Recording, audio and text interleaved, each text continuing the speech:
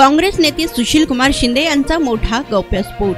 अक्कलकोट तालुक्यातील बोरोटी येथे झालेल्या हुरडा पार्टी दरम्यान कार्यकर्त्यांशी संवाद साधताना त्याने विधान केलं। मात्र पुढे बोलताना काँग्रेस आमच्या रक्तात आहे, आम्ही कधीही काँग्रेस सोडून जाणार नाही असे स्पष्टीकरण ही सुशीलकुमार शिंदे यांनी केलं। माझा 2 वेळेस पराभव झालेला असताना प्रणिती किंवा मला भाजपमध्ये या म्हणतात, परंतु आता ते कसे शक्य आहे? ज्या आईच्या कुशीवर आम्ही वाढलो, जिथे आमचे बालपण आणि तारुण्य गेलं, आता मी 83 वर्षाचा आहे, त्यामुळे आता मी दुसऱ्याचं बरोबर आहे असं कसं म्हणणार? आणि तुम्हाला माहिती आहे की प्रणिती पक्षीय बदलांच्या भानगडीत पडणार नाही।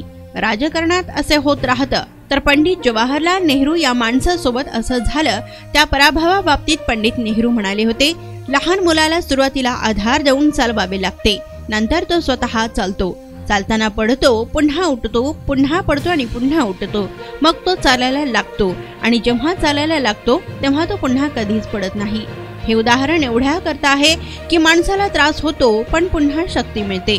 तुम्ही काहीही काळजी करू नका, आज वाईट दिवस आहेत, मात्र ते दिवस निघून जातील, आपल्याला पुन्हा वैभवाचे दिवस येतील, याविषयी माझ्या मनात खात्री असल्याचं काँग्रेसचे ज्येष्ठ नेते सुशीलकुमार शिंदे यांनी म्हटलंय।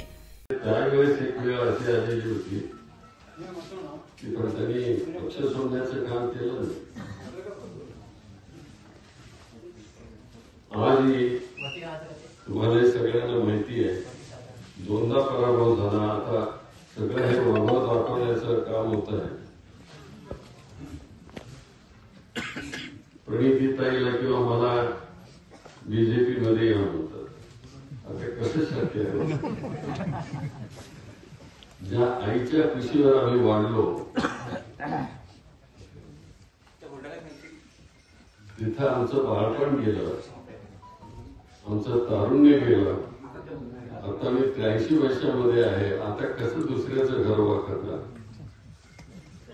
शक्य नाही। आणि प्रणिती तर तुम्हाला माहिती आहे की ती अशा कधी पक्षी बदलाच्या भानगडीत कधी पडणार नाही। असं राजकारणामध्ये असं होत राहतं,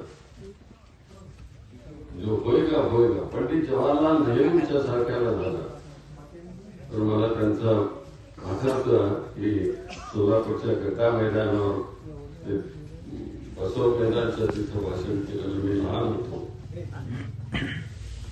पंडित नेहरू म्हणाले, त्या पराभवाच्या बाबतीमध्ये मी तुम्हाला सांगतो, जैसा छोटा बच्चा होता है,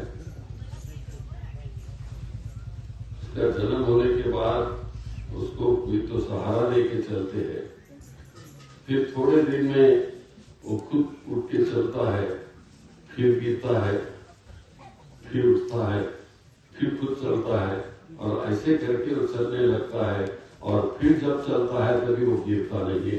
ये बहुत जवाहरलाल नेहरू ने सांगितलं। हे उदाहरण एवढंच करता है की माणसाला त्रास होतो पण पुन्हा ही शक्ती मिळते, आणि तुम्ही काही काळजी करू नका। या थोडेसे वाईट दिवस आले, निघून जातील, आणि पुन्हा आपल्याला वैभवाचे दिवस येतील, याविषयी माझ्या मनामध्ये खात्री आहे।